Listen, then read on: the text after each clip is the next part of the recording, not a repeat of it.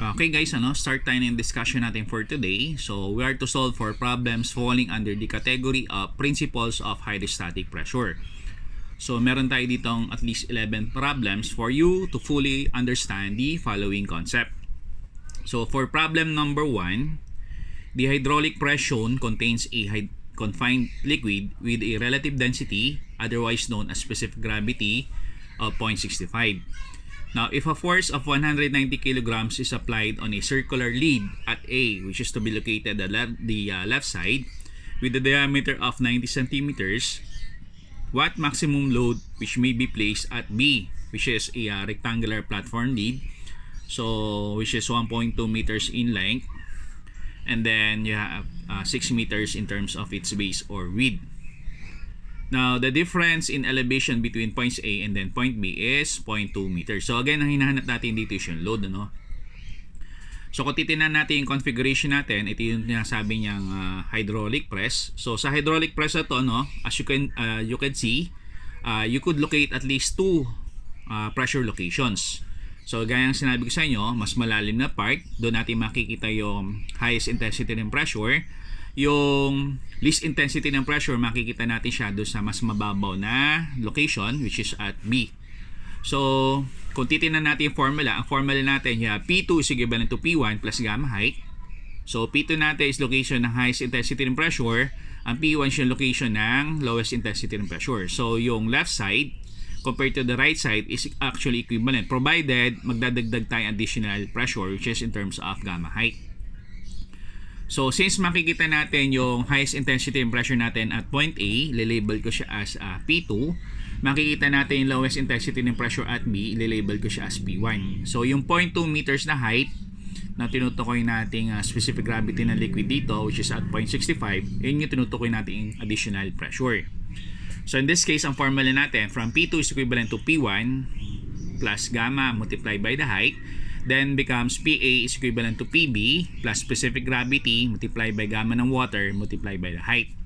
Now, in this case, kung titingnan natin, at locations A or 2, at locations at B or 1, meron tayong makikita ang presence ng solid.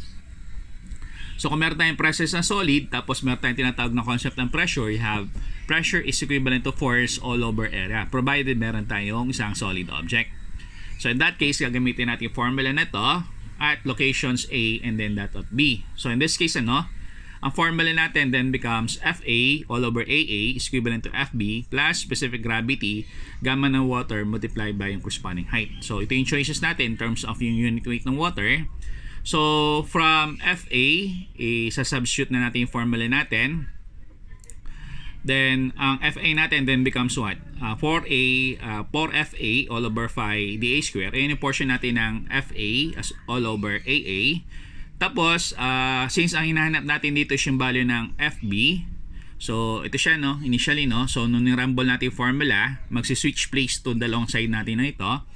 So you have 4FA all over 5 dA square minus specific gravity ng unknown fluid multiplied by unit weight ng water multiplied by the height is equivalent to FB all over length multiplied by the width. So in this case, kukuha na natin yung value ng force which may be supported or applied at B. You have FB, therefore is equivalent to length multiplied by the width multiplied by 4FA all over 5 dA square minus specific gravity unit weight ng water multiplied by the height. So in this case, substitute na natin mga corresponding formulas natin, corresponding values natin sa corresponding formula. You have the length at 1.2, the width at 6. So, combine natin yung dalawang values all together, maging unit ng square meter. So, you have 190 kg of force, yung value ng FA. Then, you have 5 multiplied by 0.9 square meter. Yun naman yung value ng diameter. Specific gravity is 0.65. Ang gagamitin natin dito yung unit weight ng water. So, ang available is 1,000 saka 9.806. Now, since ang hinahanap natin dito yung unit is expressed in terms of the kilogram force, much better na gamitin natin dito is 1,000 instead na 9.806. Multiply by 0.2, which is yung corresponding difference in elevation between points A as well as B. So in this case, yung maximum load that may be supported at the rectangular platform lead is equivalent to 1,214.3601 kg of force. Ayan. So for problem number 2 naman tayo, no? A 0.3 diameter pipe is connected to a 0.02 meter diameter pipe and both are rigidly held in place.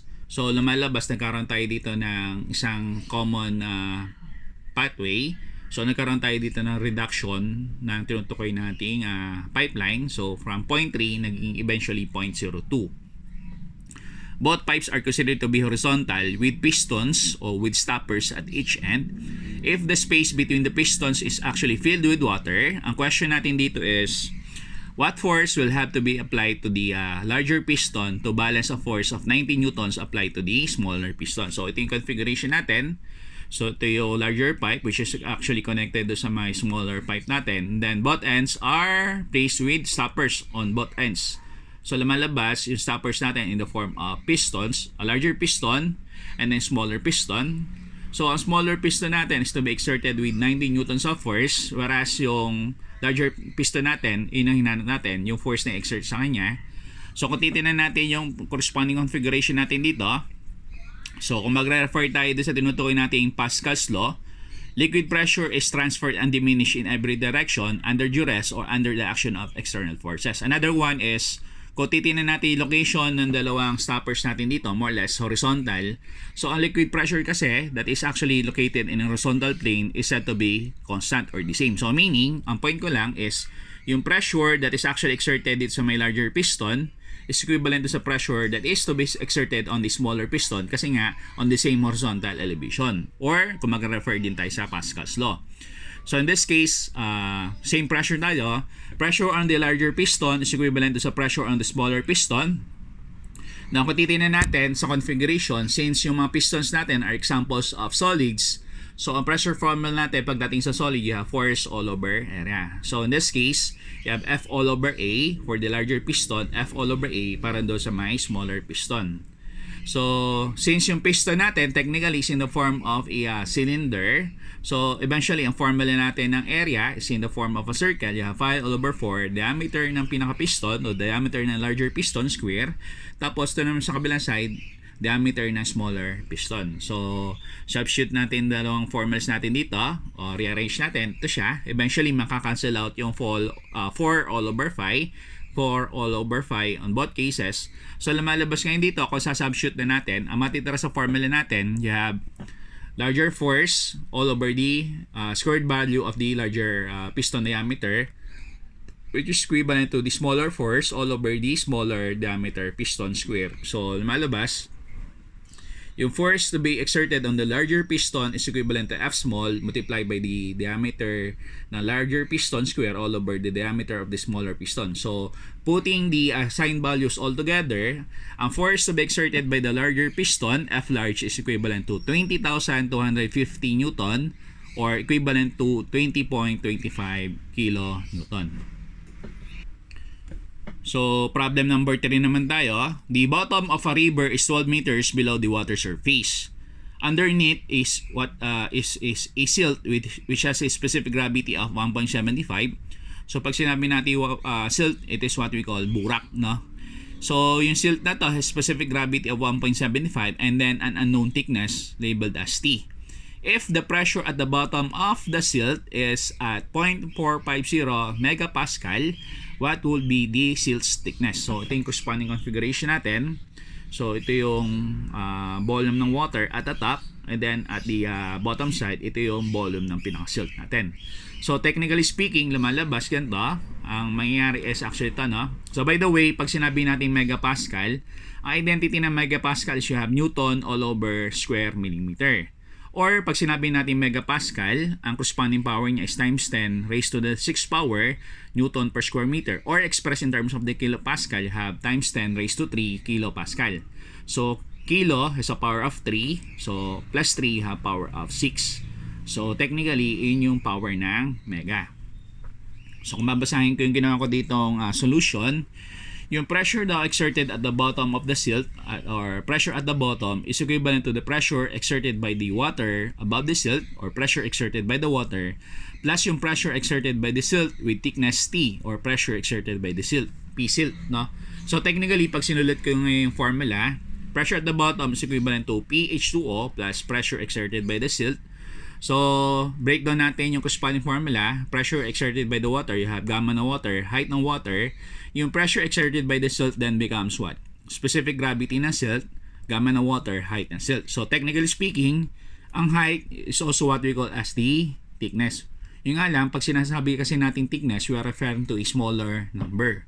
Pero technically, ang height sa thickness is almost the same. So, yan. So, rearranging the corresponding formula, which is ito, no? So, lumalabas, transpose natin itong part na to doon sa kabilang side. So, itong side na to magiging negative. Then, yung specific gravity ng silt magiging denominator side along with yung pinaka-unit weight ng water. So, yung thickness ng silt natin is equivalent to the pressure exerted at the bottom minus unit weight ng water multiplied by the height of the water all over the specific gravity of the silt multiplied by gamma of water. So, in this case na, no? I-assign na natin yung mga corresponding values. So, yung pressure at the bottom, yung 0.45 megapascal. So, ginamitan ko na lang siya identities. Instead ng megapascal, yung ginamit ko is Newton per square millimeter. Another one is, ang unit weight ng water technically is at 9.806 Newton per kilonewton per cubic meter. However, in this case, since ang ginamit ko dito is Newton per square millimeter, I found it na mas maayos gamitin yung 9,806 instead na 9.806. So from 9.806 gagamitin ko is 9,806. However, ang unit niya is Newton per cubic meter multiplied by yung corresponding height which is 12 meters. So nagka-fix ako dito ng corresponding conversion. So all over 1.75 9.806 Newton per cubic meter. So again, ito yung unit weight ng water. So itong dalawang portions na to, ito yung tutukoy nating conversion factors para eventually, kasi ang concept natin dito, so sa numerator part natin, Newton all over square millimeter minus dapat Newton all over square millimeter. So for that to take place, lumalabas, you have here meter, cubic meter. So eventually may matutira tayo dito square meter. Ko-convert natin yung square meter in terms of the square millimeter. So in that case, square millimeter sa baba, square millimeter sa taas. For every 1 meter, you have 1,000 millimeter. Or for every 1 square millimeter, you have 1,000 square millimeter. So eventually, sa main numerator part natin, ang unit niya is you have Newton all over square millimeter. Sa ilalim naman, ang unit natin is you have Newton per cubic meter multiplied by 1 cubic meter. So technically or essentially, makakancel out yung cubic meter. So maging unit natin sa ilalim, you have Newton all over cubic millimeter. So Newton per square millimeter sa taas, all over Newton per cubic millimeter sa ilalim. So technically speaking, magiging corresponding unit natin dito is expressed in terms of the millimeter. So ang thickness of the silt is equivalent to 19,365.8693 millimeters, or when converted in terms of the meter, it is equivalent to 19.3659 meters. So yan. Or pwede din naman na kutitin na yung unit natin dito, Newton per square millimeter. So ginamit ko dito is 9,806. So in this case, ang ginamit ko naman is yung typical value na ginagamit, which is 9.806. However, instead na 0.45 Newton per square millimeter, ang ginamit ko naman dito is 450 kilonewton per square meter. So 0.45 megapascal is also equivalent to 450 kilopascal. So kilopascal, you have kilonewton per square meter minus 9.806 kilonewton per cubic meter multiplied by 12 meters all over 1.75 multiplied by 9.806. So in this case, kung compare natin yung dalawang values na to, mas maganda mas maikli yung solution natin dito sa second equation natin. So still, ang thickness of the silt is still found to be at 19.3659 meters or equivalent to 19,365.9 millimeter. So yun yung corresponding value. So parehas lang naman ng corresponding solution. So sunod na natin problem, which is problem number 5. The hydraulic press shown is filled with oil of 0.82 specific gravity. Now, neglecting the weight of the two pistons, ang tanong is what force F on the handle is required to support the 10 kilonewton na weight. So, ito yung corresponding configuration natin. So, in this case, ang hinahanap natin dito is yung force exerted on the handle. So, in this case, lumalabas, dalawang possible isolation ang pwede natin gawin. First isolation is yung isolation on the part of the liquid. that on the oil pala, no, this actually contained, and the other one, other isolation, is yung pinaka-isolation on the part of the handle. So unahin natin yung isolation to be done on the oil that is actually being contained. So ito siya. So let us isolate yung pinaka-portion ng oil. So kung titingnan natin yung configuration natin na malabas, same horizontal elevation. So basta same horizontal elevation, masasabi natin na yung pressure is said to be the same. So at both ends, yung pressure natin do sa may left side is equivalent do sa pressure located do sa may right side. However, in this case, again, kung titingnan natin, dito sa may left side, meron tayong solid object. Sa may right side, meron naman tayong solid object. So in this case, yung pressure formula natin, instead na gamma high, pwede natin gamitin is you have force all over area. So again, ginamit ko yung formula na yon.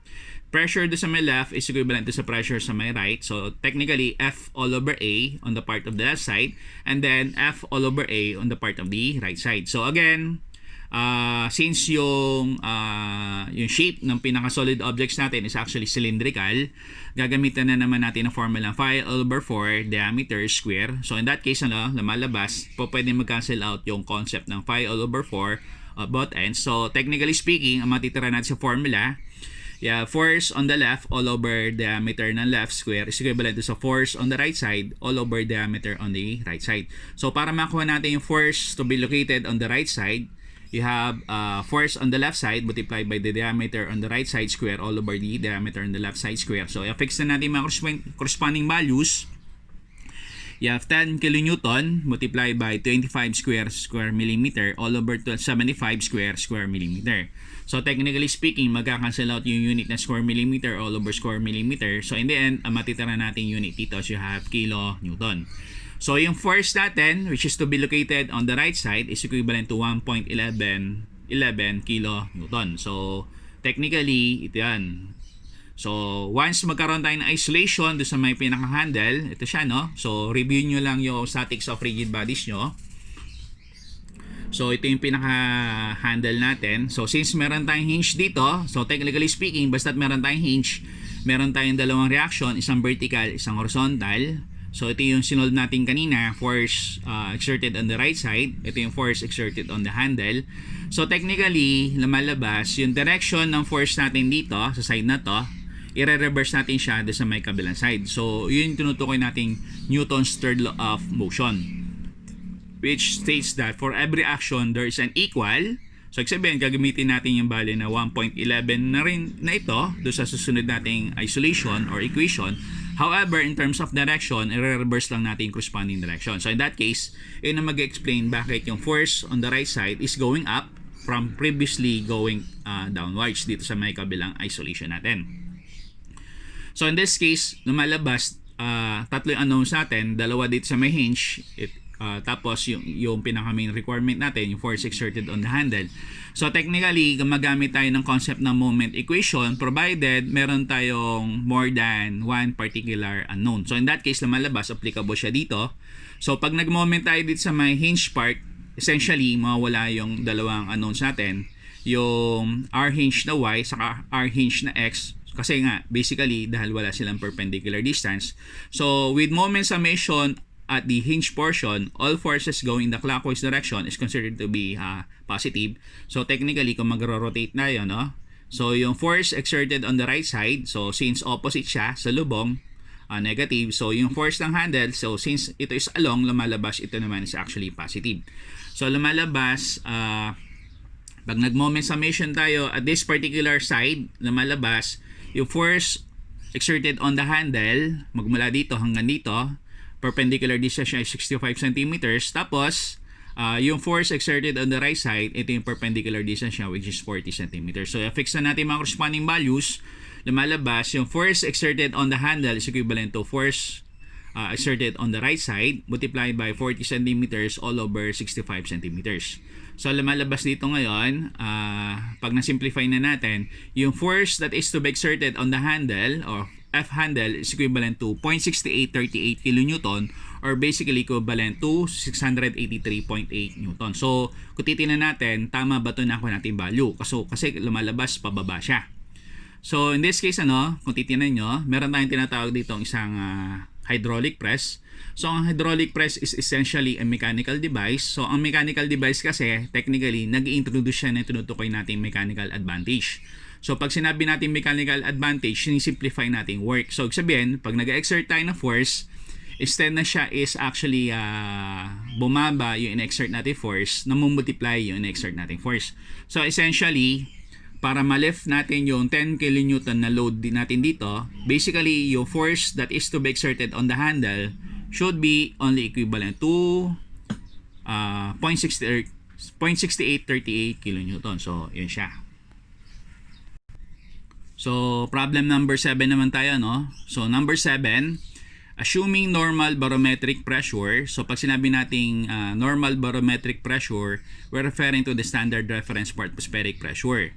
How deep in the ocean is the point where an air bubble upon reaching the surface has 6 times its volume than it had at the bottom. So ito yung configuration natin. So meron tayo dito isang fish. So yung fish na to, mag-i-emit siya ng bubble. So yung bubble natin na to, eventually tataas yung corresponding volume. So notice na tumataas yung volume kasi as it goes higher, lumalabas, bumababa yung intensity ng pressure. So habang tumataas bumababa tayo ng bumababa, tumataas naman intensity ng pressure. So yun ang mag-explain kung bakit yung size o yung volume ng bubble natin initially mas maliit compared do sa pinaka final state niya nung bago siya mag-burst o ma-reach yung pinaka surface. So gagamitin natin formula dito. You have P2 is equivalent to P1 plus gamma height. So again, yung P2 is yung location ng higher pressure, P1 naman is location ng lower pressure. So para mag-equate yung dalawang side na to, so as can be seen by the symbol, magdadagdag tayo ng additional concept ng pressure. So in terms of gamma height, so ito siya. So ito yung location ng lower pressure, ito naman yung location ng higher pressure. So in between the two locations, meron tayong height or depth ng liquid, so meron tayong additional pressure. So from the configuration, lumalabas, so 1, makikita natin meron tayong presence ng air. So basta't merong hangin, meron tayong tinatawag na atmospheric pressure. So in this case, P1, magre-refer tayo atmospheric pressure. So dalawang possible values na pwedeng gamitin. You have 101.325 kilopascal or equivalent to 14.696 psi. Another one is, since ang involved liquid natin dito is in the form of an ocean liquid o salt water, meron tayong constant na gagamitin dito. Specific gravity ng salt water or specific gravity ng ocean water is equivalent to 1.03. So yung P2 naman is labeled as the location of the higher pressure where whose tendency is to compress the air bubble. So since meron tayong P1, meron tayong P2, so meron tayong change in condition, meron tayong P1, B1 all over T1 is equivalent to P2, B2 all over T2. Now since meron tayong tawag dito, kung titingnan natin yung configuration, since meron tayong presence ng tinutukoy nating ocean water o salt water or sea water, basically pwede nating assume na meron tayong constant temperature. So kung constant ang temperature, pwede tayong mag-refer doon sa tinutukoy nating Boyle's law. So constant temperature. So initially, ang formula natin, you have P1, B1 all over T1 is equivalent to P2, B2 all over T2. So since gagamitin natin yung concept ng Boyle's law, assume natin ng constant temperature, T1 is equivalent to T2. So in that case, ang final formula natin then becomes P1, B1 is equivalent to P2, B2. So ang B2 is referred to as the volume of the bubble at its smallest value.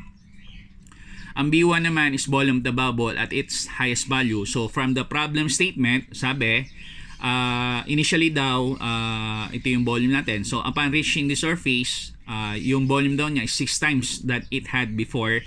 So B1 therefore is equivalent to 6B2.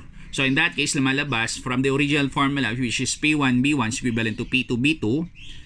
Kuhanin natin P2. So P2 therefore is equivalent to P1, B1 all over B2. So in that case, gamitin natin corresponding value.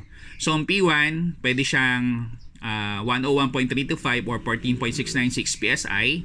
So ginamit ko dito is 101.325 kilopascal.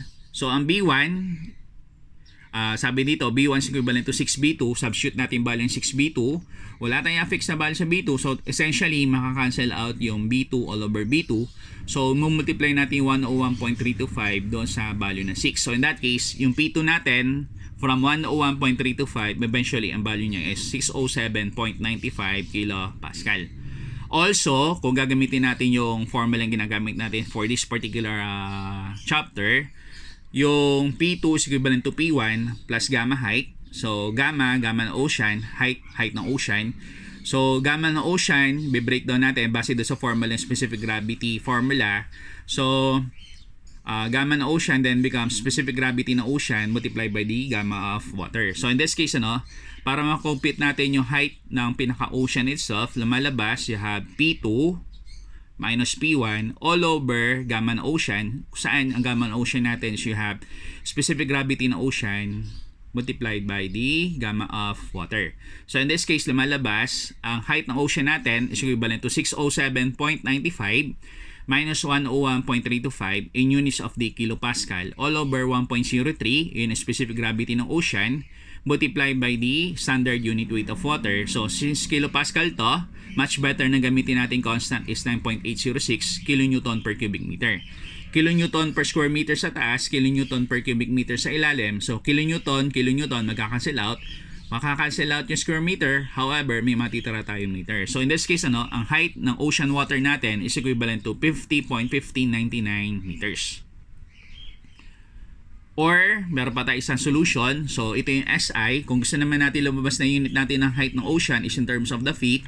So, P2 is equivalent to P1, B1 all over B2. So, P1, ang atmospheric pressure gagamitin natin instead na 101.325, you have 14.696. Still multiplied by 6B2. So, as is B2. So, magkakancel out si B2. So, 6 multiplied by 14.696 is equivalent to 88.176 PSI. So, using the same formula, pero iba yung mga corresponding unit. So, lumalabas, you have 88.176 minus 14.696 all over 1.03 multiplied by 62.427. So, kung titignan natin, ang unit natin sa taas, pound of force per square inch. Sa ilalim naman, pound of force per cubic feet. So, magkakancel out yung pounds saka pounds. However, yung square inch saka cubic feet, hindi magkakancel out. So, in that case, magpo-provide tayo ng conversion. So, since ang gusto natin maging unit dito is actually in terms of the feet value. So, ito siya, no? So, instead na makancel out completely yung cubic feet, bawasan natin siya ng 2. So, ang multiplier natin is 1 feet all over 12 inches. So, i-erase lang natin siya sa power of 2. So, for every 1 square feet, you have 12 square inches. So, essentially, ang height ng ocean water natin is you have 164.5591 feet. So, pag kinumpare natin yung 164.5591, pag kinumbert natin siya, essentially, nasa range siya ng 50.1599 meters. So, ayan. So, yun yung problem number 7. So, ayan. So, problem number 8 naman tayo, no? So, sabi dito, the basic elements of a hydraulic press is shown in the figure below. The plunger, pag sinabi natin plunger, maliit na piston, has an area of 1 square inches and then a force F1 can be applied to the plunger through a lever mechanism having a mechanical advantage of 8:1. If the larger piston has an area of 150 square inches, what pressure is exerted at the top? If the smaller piston is to be exerted with 30 pounds of force. So, ito basically yung corresponding configuration natin. So, once again, since meron tayo ditong presence ng liquid na malabas, meron tayong possible locations ng higher sa lower. So, again, ang higher pressure makikita natin doon sa lower portion. Ang lower pressure makikita natin doon sa higher pressure location. So, in this case, ito yung location ng higher intensity ng pressure. Ito na may location ng least or lower intensity ng pressure. So, ayos lang uli natin. Nagalaw natin yung cellphone, no? So, ayan. So, ang hinahanap natin dito is pressure be exerted at the top. So, kung titignan natin, applicable ba yung formula ng P2 is equivalent to P1 plus gamma height? So, possible sana. However, ang problema natin dito, para mag-applicable yung formula na P2 is equivalent to P1 plus gamma height, kinakailangan meron tayong value ng height. So, however, in this case, wala nga tayong given na height, pero meron sinasabi dito, meron daw mechanical advantage ng 8:1. So, pag sinabi natin mechanical advantage ng 8:1, pag nag-apply kayo ng 1 pound of force, magiging 8 pound of force. Or for every 1 kilogram of force being applied, mamumultiply siya into 8 kilogram of force. So, in this case, basahin ko lang uli, no? Mechanical advantage refers to the simplification of work as stated for every one part of force or effort, it is multiplied 8 times. So in this case, I have F1 all over 1 is equivalent to F2 all over 8. Or, kung gusto natin kuhanin F2 therefore is equivalent to F1 all over 1 multiplied by 8. So technically, since yung F1 natin is equivalent to 30 pounds, lumalabas yung effort natin na 30 pounds is nagiging 240 pounds na work or effort. Therefore, yung pressure at the top of the piston, so ang ginamit ko ditong formula is you have F all over A. Baka sabihin nyo, sir, bakit F all over A? So once again, meron tayo ditong piston. So ang piston is an example of a solid object. So yung pressure that is to be exerted by the solid object is equivalent to force all over area. So hanapin na natin, no? So since nakuha na natin yung force to be exerted at the top, which is equivalent to 240 pounds, given naman yung area ng piston at the top, so which is 150 square inches, 240 all over 150, ang pressure exerted by the piston at the top is only equivalent to 1.6 psi. So tingnan natin. So yung pressure now that is to be exerted by the plunger or yung mas maliit na piston is equivalent to 30 psi. Tapos yung pressure exerted by the piston which is to be located at the higher portion is only equivalent to 1.6. So ano meron sa 30? So sa 30, meron tayo dito higher pressure. So 1.6, meron tayo dito tinutukoy na lower pressure. So validated natin na tama lamang yung na-compute natin ditong pressure that is to be exerted by the piston. So for problem number 9, from the composite layers of liquid stored in a vessel at which liquid will a pressure of 0.7 megapascal absolute will be first achieved. So ito siya. So ilan yung liquids natin? You have 1, 2, 3, tapos you have 4. So first liquid natin, you have ethyl alcohol. So corresponding height or depth niya 60 meters. Ang mass density niya, you have 3.3 kg per cubic meter. Then, do sa ilalim ng pinaka-ethyl alcohol natin, meron tayong tinatawag na oil. So, yung height or depth niya is 10 meters. Ang mass density naman niya is at 899.6 kg per cubic meter. So, sa ilalim ng oil, we could locate water. So, yung height or depth niya is only around 5 meters. So, pansinin nyo, no, ang mass density ng water natin dito, hindi siya standard.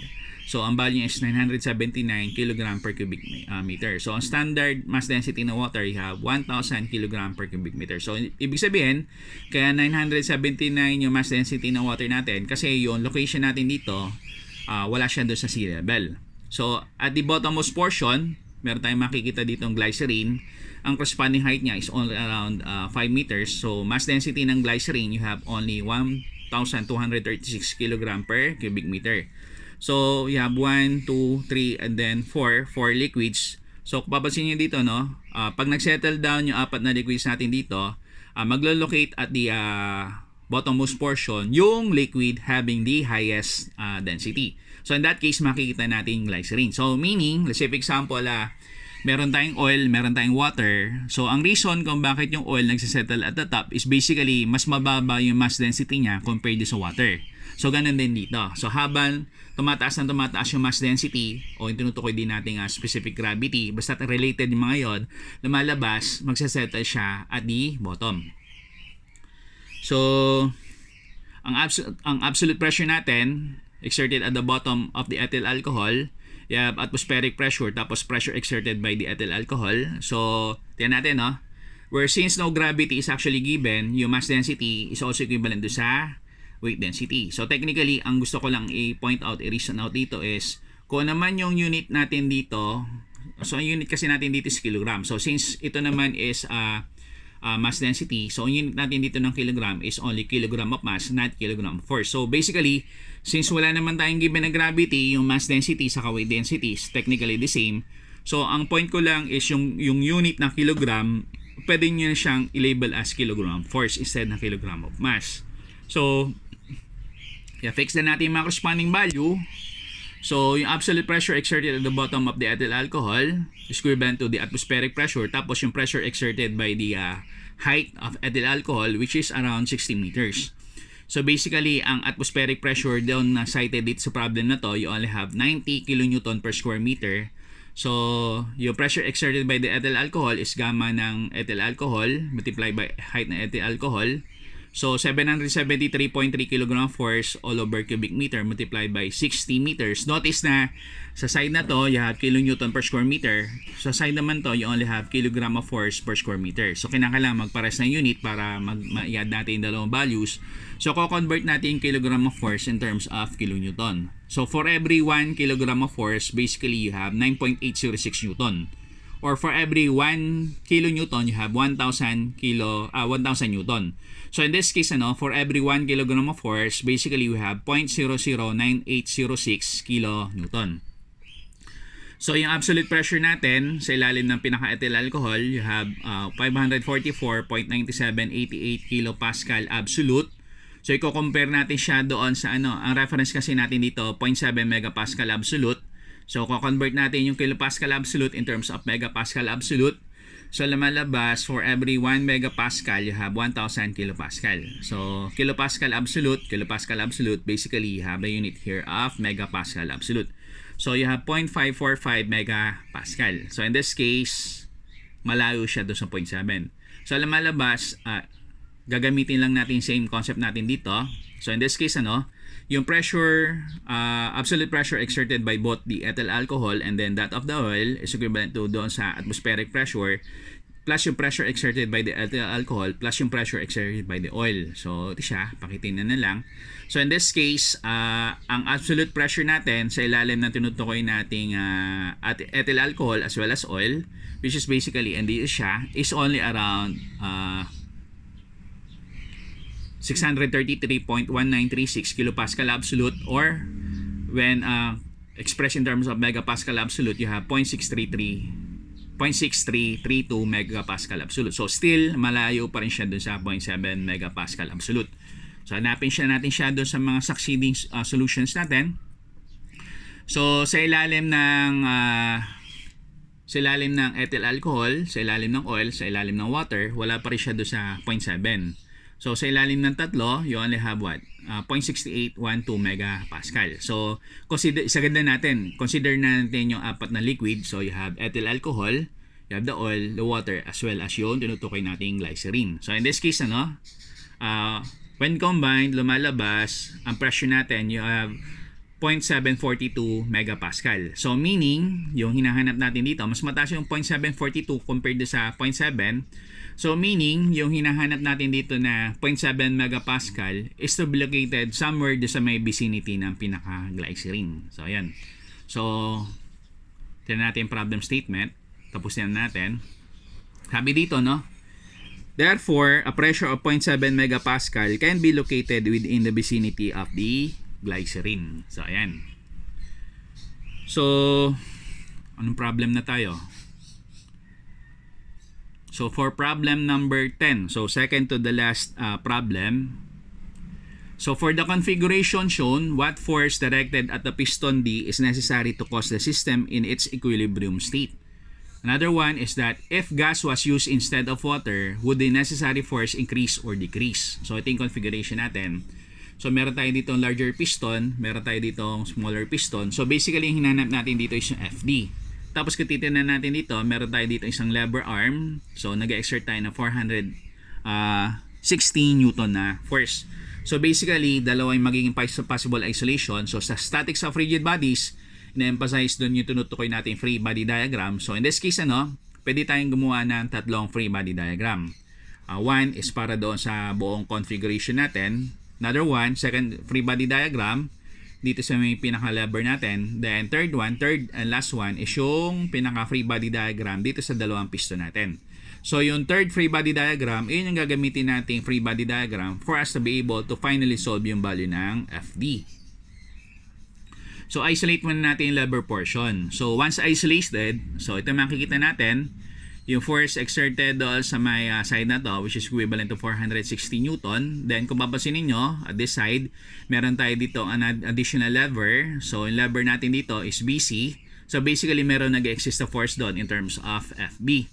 So in this case naman, at this part, meron tayong makikita ang tinutukoy nating hinge or pin. So basically dalawang reaction, isang X, isang Y. So again, no need para solve natin yung reaction ng hinge in terms of x saka y. So in that case, lumalabas, since you have 1, 2, saka 3 unknowns, much better na tayo mag-take ng moment summation doon sa may hinge para eventually mawala yung dalawang reaction natin dito due to the absence of a perpendicular distance. So meaning, pag nag-take tayo ng moment summation dito sa may hinge na to, all forces going in the clockwise direction is considered to be positive. So, rotate tayo dito sa may hinge. So, basically, ang 460 is negative. So, mula dito hanggang dito, ang perpendicular distance niya is 220. So, wala na dito sa side na to. So, basically, mag-rotate na tayo. So, in this case, lumalabas yung FB natin. Since yung direction ng force natin is going in the clockwise direction, lumalabas positive yung FB. So, mula dito sa side na to, papunta dito, ang perpendicular distance you have 120 mm. So, essentially, ang force natin para do sa location ng B, FB is equivalent to 843.3333 Newton. So, kaya isolate naman natin yung lever natin dito, which is lever BC. So, kung naman yung force natin dito, yun din yung force natin sa kabilang side. So, same in terms of magnitude, pero in terms of direction, oppositely directed. So, ito siya. So, yung FB is also equivalent to sa value ng FC, which is equivalent to 843.3333 Newton. So, gamitin na natin yung last isolation natin. So, ito ang sinasabi ko sa inyo, no? So, pansinin natin na yung FB natin, doon sa initial isolation natin, free body diagram going to the left side. Pagka ni-reverse natin siya, ginamit natin isolation kung saan natin pa rin siya makikita. So, instead na siya is going to the left, locate natin siya going to the right. So, once na i-isolate naman na natin itong isolation natin dito involving this one sa may portion na C, which is FC, lumalabas instead na siya is actually going to the left. Pag ginamit na natin siya dito sa susunod isolation, sa third and last isolation natin, instead na siya is going to the left, it should be going to the right. So, yun nga basically yun nandito. So, pag tinignan natin yung configuration natin, ito yung tinutukoy nating FC, ito naman tinutukoy nating FD. So, again, makikita natin yung location ng higher pressure doon sa mas malalim na part. Makikita natin yung lower or least amount of pressure doon sa mas mababaw na part, which is at FD. So, higher pressure doon sa may C. So, nilabel ko na as P2 saka P1. So, base doon sa formula na P2 is equivalent to P1 plus gamma height. So, P2 therefore is equivalent to P1 plus gamma height, diba? So, basically, again, is ito. Papasinin nyo, sa P2, meron tayong presence ng solid. Sa P1, meron tayong presence ng solid. So, basically, pwede natin gamitin yung formula ng F all over A o yung pressure formula involving solids. So, from P2 is equivalent to P1 plus gamma ng water multiplied by height ng water. Eventually, you have FC all over AC is equivalent to FD all over AD plus gamma ng water multiplied by height ng water. So, in this case, para makuha na natin yung force exerted at D, you have FD is equivalent to quantity of FC all over AC minus gamma ng water multiplied by height ng water, close quantity multiplied by AD. So, substitute na natin mga corresponding values para makita nyo yung solution natin. Eventually, ang force exerted on the piston at D is equivalent to 15,726.5932 Newton. So, ayan. So, ito yung first requirement natin. Supposedly, ang given dito is actually liquid in the form of water. Now, ang question dito is, kung magpalitan daw natin yung liquid natin at ang gagamitin natin is gas, ano tendency ng force? Tataas ba or bababa? So, if gas was used instead of water, yung pressure exerted by the gas is the same at all points of confinement. So, meaning, hindi na natin gagamitin yung formula ng P2 is equivalent to P1 plus gamma height kasi nga ang involved substance natin dito is in the form of gas. So, gagamitin lang natin P2 is equivalent to P1 plus gamma height. Supposedly, ang involved substance natin dito is in the form of liquid. So, in this case, PC is equivalent to FD kasi nga gas yung nandito sa pinakaloob. So, basically, ang gagamitin natin formula is you have F all over A kasi nga basically lumalabas, once again, meron tayo ditong presence ng solid. So, PC is equivalent to FC all over AC is equivalent to 298,268.1408 Newton per square meter. So, with PC is equivalent to PD, wherein PD is equivalent to FD all over AD, and then FD is equivalent to 5 all over 4, diameter ng piston at D square multiplied by PC. So substitute na natin yung corresponding value. Eventually, ang force exerted on piston D if gas was used instead of water, FD have 15,835.9253 Newton. So tinanga doon natin. So 15,835 versus 15,726. So lumalabas, mas malaking force ang exert natin supposedly kung ang gagamitin natin is gas instead of water. So yan.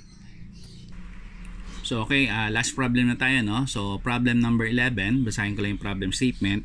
A cylindrical tank having a diameter of 1.5 meters and then height of 4 meters is open at one end and then closed at the other end. It is placed below the water surface with its open end down. So ang question natin dito is how deep below the water surface should the tank be placed if the depth of the water inside is equivalent to 1.8 meters. So ito siya. So ito yung pinaka-configuration natin, no? So sabi dito, no? At this point, air exert the same pressure at all points of its confinement. So ang point ko lang dito is ganito.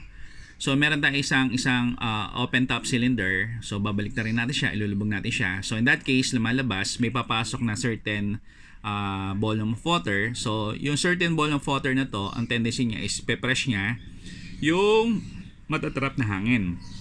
So since ang substance natin dito basically is in the form of air, kung papasin niyo, meron tayong mga vectors dito ng kulay blue. Ang ine-emphasize lang dito is yung pressure natin dito sa side na to, yung pressure doon sa may gilid, at yung pressure doon sa may pinaka-topmost portion, since ang involved substance natin is in the form of air, is basically the same. So kung titingnan natin o sisimplify pa natin further yung corresponding configuration, ito na siya. So ang hinanap natin dito is yung x, yung distance from the water surface magmula doon sa pinaka-labi o doon sa pinaka-lid ng pinaka-inverted open top cylinder natin. Then kung titingnan natin dito, no, so kaya apply natin formula P2 is equivalent to P1 plus gamma height. Meron ako dito label na isa pang height. So basically kasi ito, no, wala tayong makukuha reference point dito o reference ng pressure dito. Rather, meron tayong makukuha reference dito ng pressure. So gagamitan natin ng Boyle's law. So in this case, solve muna natin corresponding height. Then consider na lang natin yung 1.8 meters. So yung 1.8 meters to. So technically speaking, pag nakuha natin yung height natin dito, which is yung bayad sa P2 minus P1, P2 minus P1 all over yung gamma na height, i-add lang natin dito sa 1.8 meters. Yun na yung tinutukoy nating height, yung height or depth na nun. So tinabalik tayo dito. Ito, no? So, paki-disregard nga pala yun sa taas, 1,062.427, 9.806 kung nakalagay dito is atmospheric pressure. Medyo mali yun, no? Ang atmospheric pressure kasi, hindi yan. Rather, ang tawag natin dito is standard unit weight ng pinaka-water natin. So, gamitin natin yung formula na P2 is equivalent to P1 plus gamma height. Again, P2 is yung location ng higher pressure. Ang P1 naman is yung location ng lower pressure. So, para mag-equate yung P2 is equivalent to P1, kinakailangan magdagdag tayong additional concept ng pressure, which is gamma height. So, tingnan natin. So, ang formula ang gagamitin natin dito for us to be able to solve for this particular problem, you have height is equivalent to P2 minus P1 all over gamma ng water. So, in this case, basically, no, nakalagay dito, indicate P1 daw is atmospheric pressure or 101.325 kilopascal. So, ito yung setting. Initially, meron tayong isang cylindrical tank. Hindi pa natin siya nilulubog. So, basically, since yung pinaka-cylindrical tank natin open, bukas, merong hangin sa loob. So, yung hangin sa loob, ang tawag natin doon is yung pressure ng trap air o pressure ng hangin. So, since yung open na lata na yon is actually open doon sa atmosphere, yung pressure ng hangin sa loob is basically yung tinutukoy nating atmospheric pressure. Kaya nga nakalagay is 101.325 kilopascal. So yung B2 naman, ito yung volume ng hangin na nasa loob nang hindi pa siya napipress or napipipe or hindi pa siya under duress. So since yung cylinder natin dito is cylindrical, para makuha natin volume, you have 5 over 4 diameter ng tank square tapos height ng trap air. So essentially, ang pinaka-height natin kasi dito ng tinutukoy natin cylindrical tank is actually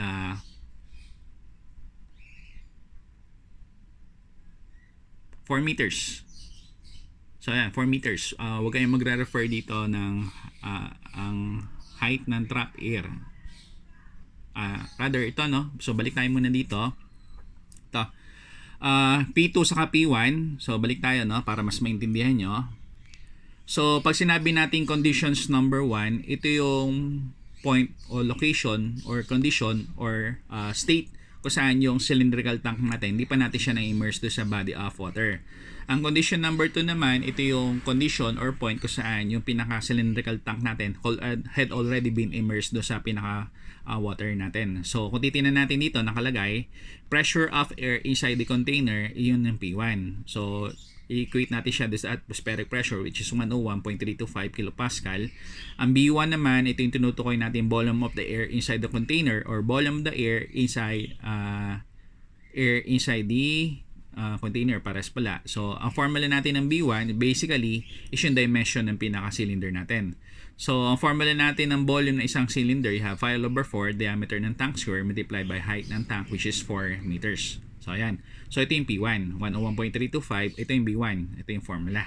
So para naman sa sub 2 conditions, ito yung nilubog na natin yung pinaka-cylindrical tank natin. So technically, meron matatrap na hangin dito. So again, once again, no, since meron tayo dito ang presence ng air, at since ito is an example of a gas, so lumalabas yung pressure at all points its confinement is said to be the same. Lumalabas yung P2 natin dito, hindi lang natin makikita sa side na to, pati na rin doon sa pinaka-topmost portion. So P2, lilabel natin siya as pressure ng trap air. Ang B2 naman is volume of the trap or that of the pressurized air. So ang difference lang nito compared dito is basically in terms of yung height. So dito 4 meters na compressed to, kaya tumaas-taas yung pressure, naging 2.2 meters. So again, since meron tayong presence ng liquid natin dito, pwede tayong mag-assume ng constant temperature or nutukoy natin Boyle's law. So from P1, B1 all over T1, you have P2 is equivalent to P2, B2 all over T2. So constant temperature, T1 is equivalent to T2. So essentially, you have P1, B1 is equivalent to P2, B2. Or technically, kukuha na natin yung P2 para magamit natin sa formula na height is equivalent to P2 minus P1 all over gamma na height. So essentially, P2 therefore is equivalent to P1, B1 all over B2. So substitute na natin mga corresponding values. So 101.325 kilopascal multiplied by 5 all over 4 multiplied by 1.5 square meter multiplied by 4 meters. Notice sa ilalim, meron tayong 5 all over 4. So essentially, magkakancel out yung 5 all over 4 sa 5 all over 4. Same diameter. So sabihin, magkakancel out din yung 1.5 square meter sa ilalim doon sa taas. So essentially, you have 101.325 kilopascal multiplied by 4 divided by 2.2 meters. So ang P2 natin, tumaas yung pressure. So from 101.325 naging 184.2273 kilopascal. So para makuha na natin yung corresponding height, ito pa lang siya. Ito yung height formula natin. So essentially, ito yung height na to, essentially ito yung distance from the water surface magmula do sa known pressure natin, which is P2. So tingnan natin. Height therefore is equivalent to 184.2273 minus 101.325 kilopascal or kilonewton per square meter divided by yung unit weight ng water, which is 9.806 kilonewton per cubic meter. Essentially, ang magiging unit natin dito is equivalent to 8.4542 meters. So para daw sa pinaka-final requirement natin, ang sabi kasi dito is how deep below the water surface should the tank be placed if the depth of the water inside is 1.8 meters. So susukatin natin magmula doon sa pinaka water surface natin, magmula doon sa pinaka labe or doon sa pinaka lid ng pinaka inverted cylindrical tank natin. So lumalabas yung nakuha nating height, i-add natin siya sa 1.8 meters kasi ito yung kanina eh. So ang tanong, magmula dito hanggang dito, hindi magmula dito hanggang dito, rather hanggang dito. So i-add natin yung height dito sa 1.8 meters. So essentially, yung depth to which the lid of this container should be submerged from the water surface, you have height plus 1.8 meters, you have 10.2542 meters. So yun po, sana naintindihan nyo. For any question, pwede kayo mag-post ng PMs or personal messages on this particular topic. So yun po, thank you.